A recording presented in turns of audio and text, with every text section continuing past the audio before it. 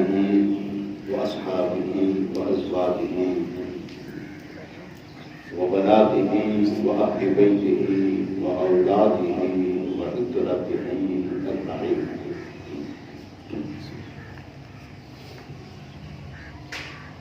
أما بعد فأعوذ بالله من الشيطان الرجيم بسم الله الرحمن الرحيم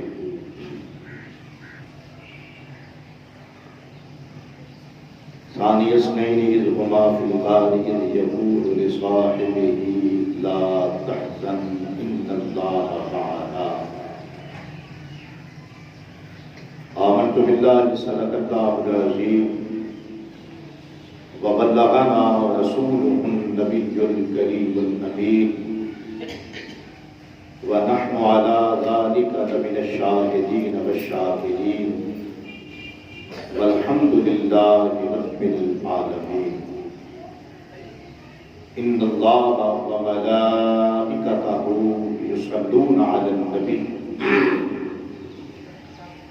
يا أيها الذين آمنوا صلوا عليه وسلموا تسليما اللهم صل على سيدنا ومولانا محمد وعلى آل سيدنا ومولانا محمد وبارك وسلم وصل عليه الصلاة والسلام عليك يا سيدي يا رسول الله وعلى آلك وأصحابك يا سيدي يا حبيب الله الصلاة والسلام عليك يا سيدي يا شفيع المذنبين وعلى آلك وأصحابك يا سيدي يا رحمة للعالمين۔ قابل احترام سامعین والا شان، حاضرین نواز حکومت مبارک، گزشتہ دو جمعہ مبارک کی حاضریوں سے میں آپ کے سامنے خلیفہ بلا فصل جانشین رسول سسر رسول مزاج آشنائے نبوت رازدار رسالت یار باب و یار مزار حضرت سیدنا ابو بکر صدیق رضی اللہ تعالی عنہ کی ذات اور شخصیت کے حوالہ سے کچھ معروضات عرض کرنے کی سعادت حاصل کر رہا۔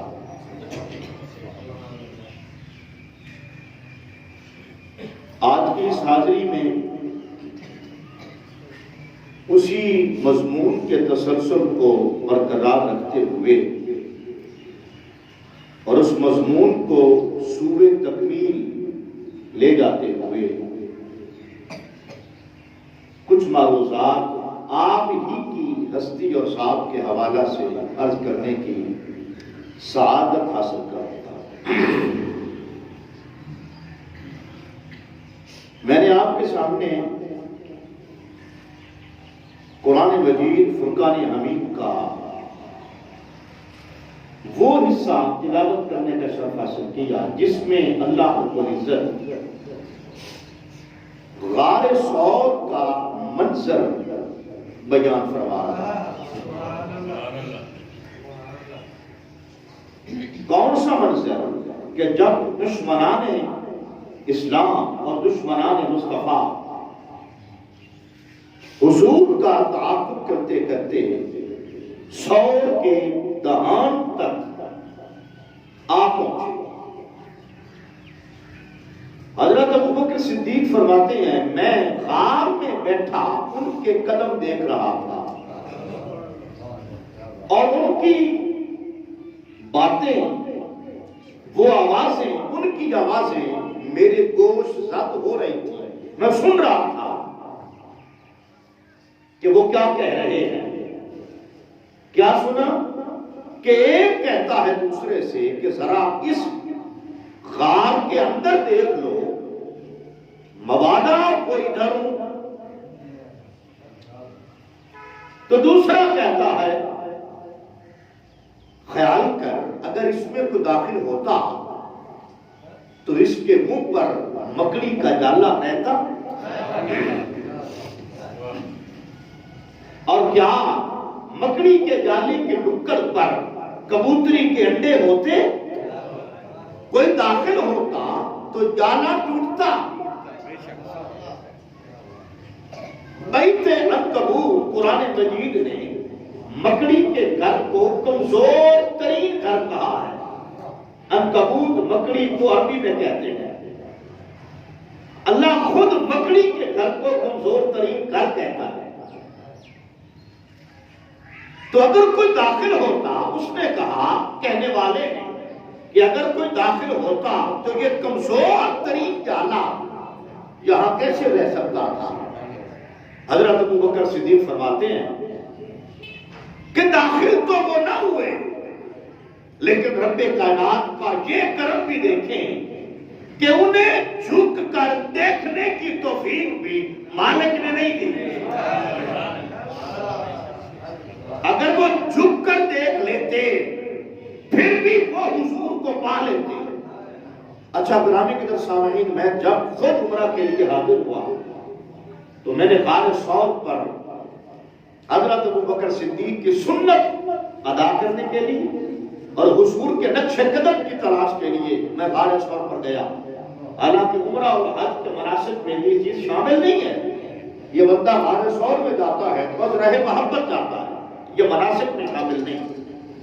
میری طبیعت بھی غلیظ تھی، کمر میری میں شدید درد تھا، لیکن میرے ساتھ 2-3 دوست تھے. میں نے کہا یار زندگی کا پتہ کوئی نہیں. میں ان دنوں میں دوسری بار عمرہ کے لیے گیا تھا. پہلی بار میرے ساتھ والدین تھے تو میں غار ثور کی طرف نہ جا سکا کہ ادھر جاتا تو ان کی خدمت کی میں خلل آتا تھا. دوسری بار جب میں گیا تو دوستوں کے ساتھ گیا تو دوست بڑے مضبوط تھے، جوان تھے سارے. میں نے کہا یار زندگی کا پتہ نہیں کس موڑ پہ ختم ہو جائے. میں نے ایک بار اس غار میں ضرور جانا ہے جس میں میرے مصطفیٰ نے اپنے صحابی سے کہا تھا لا تحزن ان اللہ معنا. ابو بکر غم نہ کر، اللہ ہمارے ساتھ ہے. میں نے کہا میں نے ایک بار ضرور جانا. ہم گئے، الحمدللہ رب کائنات نے سعادت بخشی. تو غار ثور کے اندر ہم بیٹھے اور زاویہ یہ بنتا ہے، ویسے بھی ثور عربی زبان میں بیل کو کہتے ہیں. اس غار کی جو شکل ہے وہ بیل کی مانند ہے. اس کی ڈھلوان ایسی ہے کہ 2 بندے اکٹھے اس میں سو نہیں سکتے، لیٹ نہیں سکتے، اور جس نے بیٹھنا ہے وہ سیدھا نہیں بیٹھ سکتا. غار کی ڈھلائی اس قسم کی ہے کہ ایک لیٹے گا اور دوسرا بیٹھے گا، اور بیٹھنے والا سیدھا نہیں بیٹھ پاتا بلکہ تھوڑا سا ایسے جھک کے بیٹھتا ہے، تھوڑا سا جھک کے بیٹھتا ہے. اب لیٹے ہوئے کون تھے؟ حضور تھے. بیٹھا ہوا کون تھا؟ وہ ابو بکر تھے رضی اللہ تعالی عنہ. اور تمام مکاتب فکر کی امہات الکتب، بیسکس جو بکس ہیں تمام سکولز آف تھاٹس کی، ہر قسم کا ریسرچر، محقق، مصنف، آتھر، رائٹر، مورخ، مفسر، اس بات پر ہر بندہ متفق ہے کہ غار ثور میں حضور کے ساتھ جو دوسرا تھا وہ مصطفیٰ کا صحابی ابو بکر تھا اور کوئی نہیں. اس میں کسی کو کوئی کلام نہیں، کس پر کسی کو کوئی اعتراض نہیں. سب نے انو سیدھے رکھا ہے کہ ابو بکر ہی تھے. اچھا بولیے ذرا سبحان اللہ. اچھا آپ لیٹے ہوئے حضور تھے، بیٹھے ہوئے ابو بکر تھے. تو میں نے عرض کیا کہ بیٹھے ہوئے کے لیے ضروری ہے کہ وہ تھوڑا سا جھک کر بیٹھے. تو آپ ابو بکر جھکے ہوئے تھے کس پر؟ مصطفیٰ پر. بولیے ذرا سبحان اللہ. اب حضور کا سر ناز ابو بکر کی گود میں تھا. بولیے حضور کا سر ناز ابو بکر صدیق کی گود میں تھا. قدم نہیں تھے، سر تھا. اب سر ہوا بیٹھنے والا جو تھوڑا خمیدہ سر ہے وہ ایسے دیکھ رہا ہو تو مجھے بتائیے اس کی نظریں کہاں ہوں گی؟ اس کی نظریں اب چہرہ مصطفیٰ پر تھی. ابو بکر نے اپنی نظریں مصطفیٰ کے چہرے پر داغ رکھی تھی. اچھا ادھر دشمن آ گیا تھا آپ کو کرتا ہوا آوازیں آئی. حضرت ابو بکر صدیق فرماتے ہیں میں نے خان میں بیٹھے ہوئے ان کے قدم دیکھے اور قبلہ میں نے بھی یہ دیکھا تھا. اندر بیٹھنے والا باہر کے لوگوں کے قدم دیکھ سکتا ہے, باہر کھڑے ہوئے بندے صرف گھٹنوں تک نظر آتے ہیں اور ان کا گھٹنوں سے اوپر والا وجود اندر بیٹھے ہوئے بندے کو نظر نہیں آتا. میں نے خود اس کا مشاہدہ کیا, پریکٹیکل کیا, میں نے اس کو دیکھا اور بات کو ٹھیک پایا جیسے کتابوں میں پڑھا تھا. حضرت صدیق اکبر فرماتے ہیں میں دیکھ رہا تھا اور ان کی آوازیں بھی سن رہا تھا. فرماتے ہیں جب میں نے دشمن کو اتنا قریب پایا پریشان ہوئے حضرت ابو بکر, مضطرب ہوئے, مضمحل ہوئے, غمگین ہوئے. حضور نے اپنے ساتھی کا یہ اضطراب, یہ بے چینی, یہ کرب دیکھا تو حضور نے تسلی دیتے ہوئے فرمایا ابو بکر لا تحزن لا تحزن ان اللہ معنا, غم نہ کر, یہاں بھی اللہ ہمارے ساتھ ہے. بولیے ذرا سبحان اللہ, بے شک اللہ ہمارے ساتھ ہے. اچھا حضور نے یہ جملہ اٹر فرمایا غم نہ کر اللہ ہمارے ساتھ ہے. رب کائنات نے اس جملے کو من نوعن قرآن کا حصہ بنایا. اور کیسے حصہ بنایا؟ فرمایا ثانی اثنین اذ ہما فی الغار, ان دو میں سے دوسرا جب وہ دونوں غار میں تھے.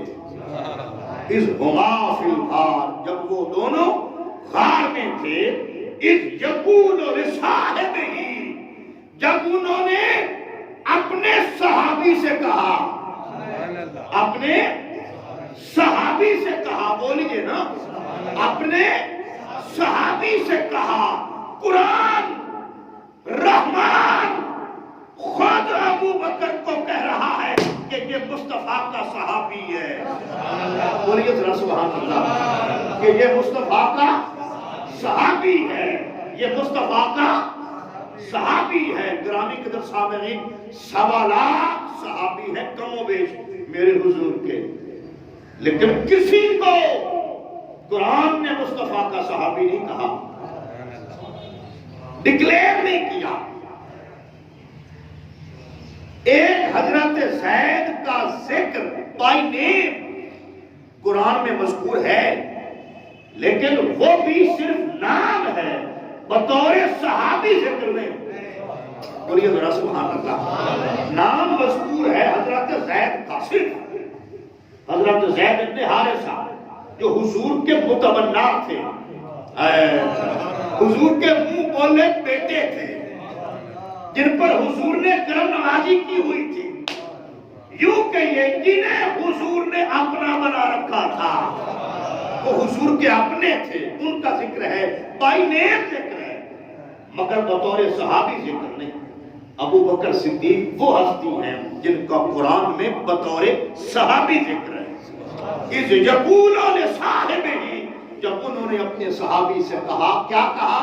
لا تحزن ان اللہ معنا, اے میرے صحابی, اے میرے ساتھی, اے میرے رفیق, غم نہ کر, اللہ ہمارے ساتھ ہے, اللہ ہمارے. یہاں یہ مسئلہ بھی سن لیجیے کہ کسی بھی صحابی کی صحابیت کا انکار کفر نہیں, کسی بھی صحابی کی صحابیت کا انکار, بولیے, کفر نہیں. پھر سنیے, کسی بھی صحابی کی صحابیت کا انکار کر دینا کہ وہ صحابی نہیں ہے, کفر نہیں ہے, گمراہی ہے, ضلالت ہے, مگر کفر نہیں.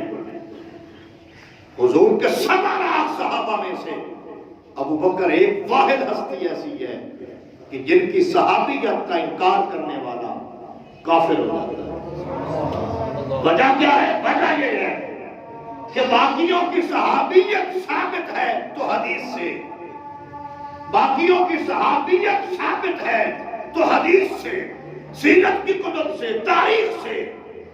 ابو بکر کی صحابیت ثابت ہے قرآن سے، نص قرآنی سے ثابت ہے. اور نص قرآنی کا انکار کرنے والا دائرہ اسلام سے خارج ہو جاتا ہے. جو ابو بکر کی صحابیت کا انکار کرے وہ دائرہ اسلام سے خارج ہے، کیونکہ قرآن کہہ رہا ہے اس یقول لصاحبہ ہی، جب انہوں نے اپنے صحابی سے کہا، کیا کہا؟ لا تحزن ان اللہ معنا، ابو بکر غم نہ کر، اللہ ہمارے ساتھ ہے. اللہ ہمارے، بولیے اللہ ہمارے ساتھ ہے. توجہ ہے، اللہ ہمارے، بولو نا اللہ ہمارے، غم نہ کر. میں نے شاید بتایا کہ غم کسے کہتے ہیں، خوف کسے کہتے ہیں؟ بتایا تو نہیں پچھلے دن؟ غم اور خوف کبھی پہلے بتایا ہو، پچھلے جمعہ تو اس کا ذکر نہیں ہوا. خوف کہتے ہیں اس کیفیت کو جس کا تعلق اپنی ذات سے ہو، اور غم اس کیفیت کو کہتے ہیں جس کا تعلق کسی پیارے سے. خوف کی کیفیت کا تعلق بندے کی اپنی ذات سے ہوتا ہے، اور غم کی کیفیت کا تعلق اپنی ذات سے نہیں ہوتا، کسی پیارے کی ذات سے ہوتا ہے. یعنی جب بندے کو یہ معلوم ہو کہ میرے ساتھ کوئی ناخوش واقعہ میرے ساتھ رونما ہونے والا ہے، اس وقت بندے کے دل و دماغ پر جو کیفیت طاری ہوگی اسے کہتے ہیں خوف. اور جب یہ تسلی ہو کہ مجھے کچھ نہیں ہوگا لیکن میرے پیارے کو کچھ ہو سکتا ہے، میرے کسی پیارے کو کوئی ناخوشگوار واقعہ پیش آنے والا ہے، اس کا امکان موجود ہو، اس وقت بندے کے دل دماغ پر جو کیفیت طاری ہوگی اسے کہتے ہیں غم. یعنی خوف حاجی صاحب، خوف کا تعلق اپنی ذات سے اور غم کا تعلق ہوتا ہے پیارے کی ذات سے. تو حضور نے ابو بکر صدیق کی پریشانی دیکھ کر یہ نہیں کہا کہ لا تخف، بلکہ کہا لا تحزن. لا تخف نہیں کہا بلکہ فرمایا لا تحزن، غم نہ کر. مراد کیا ہے؟ اے ابو بکر تجھے اپنی پرواہ تو ہے نہیں، میری فکر بھی نہ کر. تجھے اپنی پرواہ تو ہے نہیں، میرا غم بھی نہ کر. میں کہتا ہوں ابو بکر کو واقعی اپنی پرواہ ہرگز نہ تھی. اگر اپنی پرواہ ہوتی تو ساتھ نہ چلتے، یوں مکے سے مصطفیٰ کے ہم رکاب ہو کر نہ نکلتے. خود بھی خدمت مصطفیٰ میں، بیٹی بھی خدمت مصطفیٰ میں، بیٹا بھی خدمت مصطفیٰ میں. عبداللہ بن علی کا، ابو بکر صدیق کا چم فرنڈ، وہ بھی خدمت مصطفیٰ میں. اور عامر ابن فہیرہ ابو بکر صدیق کا چرواہا، بکریوں کا ریوڑ چرانے والا غلام، وہ بھی خدمت مصطفیٰ میں. جب ابو بکر کا تن، من، دن، ساتھ، آل، اولاد سب کچھ مصطفیٰ کی خدمت میں پیش تھا، اس کا مطلب ہے اپنی پرواہ نہیں، پرواہ ہے تو مصطفیٰ کی. اس لیے حضور نے لا تخف نہیں فرمایا بلکہ فرمایا لا تحزن، غم نہ کر، ان اللہ معنا. اس میں کوئی شک نہیں کہ اللہ ہمارے ساتھ ہے. اللہ، یہاں ایک بات قابل غور ہے، وہ یہ ہے شاہد بھائی، بات یہ ہے ساجد علی بھائی جان، بات یہ ہے حضور نے ڈکلیئر کر دیا لا تحزن کہہ کر کہ ابو بکر کو اپنی پرواہ. بولیے نا، تھوڑا سا میرے ساتھ دیں، تھوڑا سا سر ہلا دیں، اسبات میں یا نفی میں ہلنا چاہیے. حضور نے لا تحزن کہہ کر یہ ڈکلیئر کر دیا کہ ابو بکر کو اپنی پرواہ نہیں ہے. اچھا، جب یہ ڈکلیئر کر دیا کہ ابو بکر کو اپنی پرواہ نہیں ہے، صرف میری پرواہ ہے، صرف میری پرواہ ہے ساجد علی بھائی. تو پھر بات یوں بن رہی تھی کہ یوں کہا جاتا حاجی صاحب ابو بکر غم نہ کر، میرا غم نہ کر، اللہ میرے ساتھ ہے. فکر یہ بنتا تھا پرواہ جو تمہیں میری ہے تو اللہ میرے ساتھ ہے. لیکن حضور نے یہ نہیں کہا کہ اللہ میرے ساتھ ہے. سبحان اللہ، محبت سے کہہ دیں. حضور نے یہ نہیں فرمایا کہ اللہ میرے ساتھ ہے. اگر حضور صرف اپنی بات کرتے تو کہتے ان اللہ معی، کہ اللہ میرے ساتھ ہے. مگر نہیں، حضور نے کہا ان اللہ معنا، ان اللہ معنا، اللہ ہمارے ساتھ ہے. میرا غم نہ کر، اللہ ہمارے ساتھ ہے. یہ میرا اور ہمارا پہ غور کرنا ذرا. میرا غم نہ کر، اللہ ہمارے ساتھ ہے. حالانکہ اردو میں دیکھا جائے، عربی میں بھی دیکھا جائے تو فکرہ یوں سجدہ بنتا تھا، بانی یوں رہا تھا گرامیٹیکلی، قواعد کے لحاظ سے کہ میرا غم نہ کر، اللہ میرے ساتھ ہے. گرامیٹیکلی یہ بنتا تھا، لیکن محبت کا تقاضا اور تھا. مجھے بولیے سبحان اللہ. گرامر کا تقاضا اور تھا اور محبت کا تقاضا اور تھا. بندہ نوازی کا تقاضا اور تھا، کرم نوازی کا تقاضا اور تھا، توجہ غریب پروری کا تقاضا اور تھا، صلہ اور جزا کا تقاضا اور تھا. اس لیے حضور نے یہ نہیں کہا کہ اللہ میرے ساتھ ہے، بلکہ فرمایا اللہ ہمارے ساتھ ہے. کس لیے حضور نے فرمایا توجہ کہ جو سفر میں، توجہ کرنا، حضر میں، امن میں، جنگ میں، تجارت میں، بچپن میں، لڑکپن میں، جوانی میں، مکے کی گلیوں میں، ہجرت کے کٹھن راستے پر، زندگی کے ہر لمحے میں جو میرے ساتھ ہے، میں اس کو اللہ کی رفاقت سے محروم کیوں رکھوں؟ جو ہم وقت میرے ساتھ ہے، بولیے ذرا سبحان اللہ. اور یوں ساتھ ہے جیسے بندے کے ساتھ بندے کا پرچھاوا ہوتا ہے، بندے کا ظل اور سایہ ہوتا ہے. جو ہما وقت سائے کی طرح میرے ساتھ ہے، میں اس ابو بکر کو اللہ کی معیت سے، رفاقت سے، سنگت سے اور قرب سے، جو رب کا قرب مجھ محمد کو حاصل ہے، میں ابو بکر کو اس معیت خدا بندی سے محروم کیوں رکھوں؟ اس لیے فرمایا ابو بکر اللہ ہمارے ساتھ ہے. اللہ بولیے ذرا، اللہ ہمارے ساتھ ہے. مراد کیا ہے کہ جیسے اللہ میرے ساتھ ہے ویسے ہی اللہ تیرے ساتھ ہے. اور جب اللہ مصطفیٰ کے ساتھ ہے تب اللہ ابو بکر کے ساتھ ہے. اور یہ منظر نامہ، اچھا یہ تھی تھیوری جو قرآن میں آئی کہ اللہ ہمارے ساتھ ہے. گرامی قدر سامعین، انسان بڑا متجسس ہے، انسان بڑا کھوجی ہے. یہ صرف تھیوری پر نہیں رکتا. توجہ، آخری بات کر رہا ہوں، یہ پریکٹیکل مانگتا ہے، یہ مشاہدہ کا طالب ہے. یہ مشاہدہ کا طالب تھا بھائی جان تو کہا تھا کہ اپنا آپ دکھا، کہا دور پہ آ جاؤ. انسان بیسیکلی مشاہدہ پر، اس علم پہ، اس چیز کے وجود پہ یقین رکھتا ہے جس کو یہ آنکھوں سے دیکھ لے. سمجھ آئیے نہیں آئی؟ یہ مشاہدہ والا ہے، یہ پریکٹیکل کا طالب ہے انسان بیسیکلی فطری طور پر. اسی لیے حضرت ابراہیم نے بھی کہا تھا رب یارنی کیف تحیی الموتى، میرے مولا مجھے کر کے دکھا کہ تم مردوں کو زندہ کیسے کرے گا.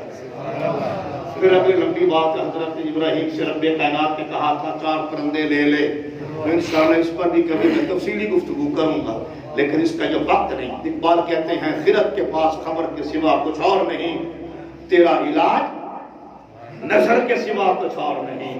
خرد کے پاس منا بھائی صرف خبر ہے، اور بندے کے اندر کے روگوں کا علاج خبر نہیں کرتی، نظر کرتی ہے۔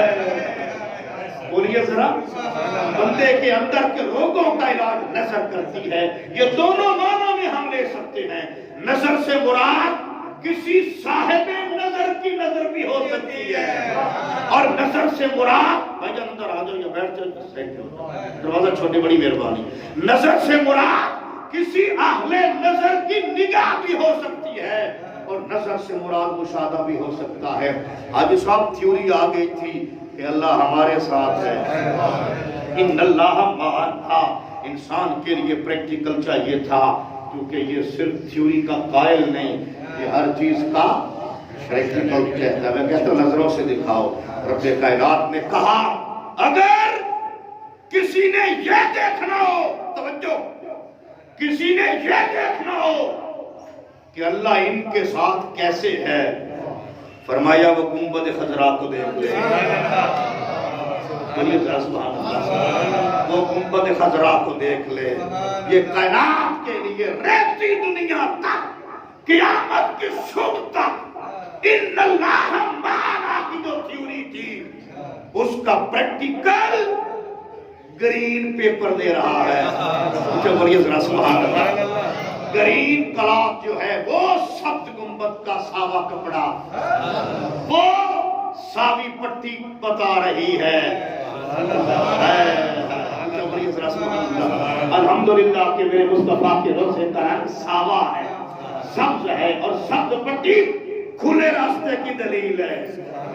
سبز پٹی خطرے کا نشان نہیں، وہ گنبد خضرا کا سبز رنگ بتا رہا ہے، اور گنبد کے تلے مصطفیٰ کی لہد کے ساتھ لیٹا ہوا ابو بکر بتا رہا ہے کہ اللہ ادھر بھی ان کے ساتھ تھا، اللہ آج بھی ان کے ساتھ ہے۔ جیسے غار میں ان کے ساتھ تھا، ویسے ہی مزار میں بھی ان کے ساتھ ہے۔ سمجھ آ رہی ہے یا نہیں آ رہی؟ کوئی اس تھیوری کا پریکٹیکل مانگے تو گنبد خضرا بتا رہا ہے۔ جاؤ اور دیکھو، اسی گنبد خضرا میں ابو بکر بھی ہیں اور عمر بھی ہیں، عمر بھی ہیں، بولیے نا، عمر کی عمر بھی بڑی لمبی ہے۔ مجھے بولیے ذرا سبحان اللہ۔ جتنی لمبی عمر اس گنبد کی ہے، اتنی ہی لمبی عمر میرے نبی کے عمر کی ہے۔ جب تک یہ گنبد رہے گا یہ بتاتا رہے گا کہ آج بھی عمر کی ہے۔ بولیے ذرا سبحان اللہ۔ آج بھی زمانہ عمر کا ہے، اور عمر کے آقا محمد مصطفیٰ کا ہے۔ اچھا، قبلہ گنبد خضرا میں حضور کے ساتھ حضرت عمر بھی ہیں، لیکن یقین کریں جتنا قرب گنبد میں حضور کا قرب جتنا ابو بکر کو نصیب ہے، اتنا عمر کو بھی نہیں۔ حضرت عمر کو بھی اتنا قرب نصیب نہیں ہے گنبد میں جتنا حضرت ابو بکر کو حاصل ہے۔ وہ کیسے؟ وہ ایسے کہ اگر آپ فرض کریں کہ یہ حضور کی لحد ہے، فرض کیا جائے کہ یہ حضور کی لحد ہے، تو یوں ساتھ ابو بکر ہے، جہاں حضور کا سینہ ہے وہاں حضرت ابو بکر کا سر ہے۔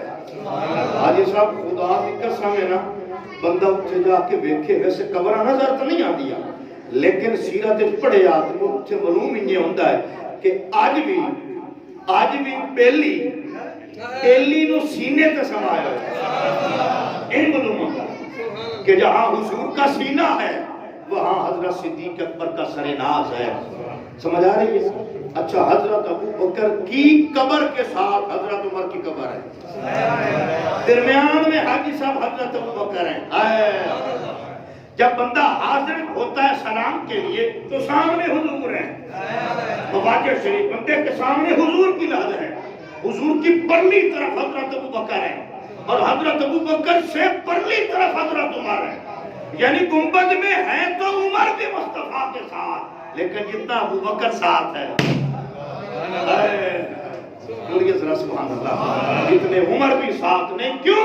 حضور کو جو منیت اللہ کی حاصل تھی، میرے نبی نے اس منیت کا فیض اپنے اس جار غار کو بخشا اور مزار میں ساتھ سلا لیا. آج بھی ابو بکر حضور کے سینے کے ساتھ آرام کر رہے ہیں. بولیے ذرا سبحان اللہ. میں جب وہاں گیا تو مجھے یوں لگتا تھا کہ زمین کے خطے کے جس کونے سے کوئی بندہ ابو بکر یا عمر پر تیر پھینکے، لفظ کا، گندی فکر کا، کوئی بندہ تیر پھینکے، گندی سوچ سے جنم لینے والا گندا تیر کوئی بھی پھینکے، تو حضور ابو بکر کو دھمکی دے کے کہتے ہیں غم نہ کر. مجھے یوں لگتا ہے کہ آج بھی حضور کہتے ہیں غم نہ کر، اللہ ہمارے ساتھ ہے. اللہ ہمارے. ایک کالے نے اسلام آباد میں بکواس کیا تھا نا حضرت ابو بکر پر، اور یہ کرتے رہتے ہیں. میں جب بھی ان کے مغلظات سنتا ہوں جو یہ بکتے ہیں میرے مصطفیٰ کے جار غار کے لیے، تو مجھے یوں لگتا ہے کہ مکید گنبد خضرا اپنے سینے پر ابو بکر کو سلا کر آج بھی کہہ رہے ہیں غم نہ کر، اللہ ہمارے ساتھ ہے. اس وقت ابو جہل کے بھیجے ہوئے گئے تھے، اور آج بھی ابو جہل کے بھیجے ہوئے ابو بکر کے تعاقب میں ہیں. اس وقت بھی حضور ابو بکر کو تسلی دے رہے تھے، آج بھی حضور ابو بکر کو تسلی دے رہے ہیں.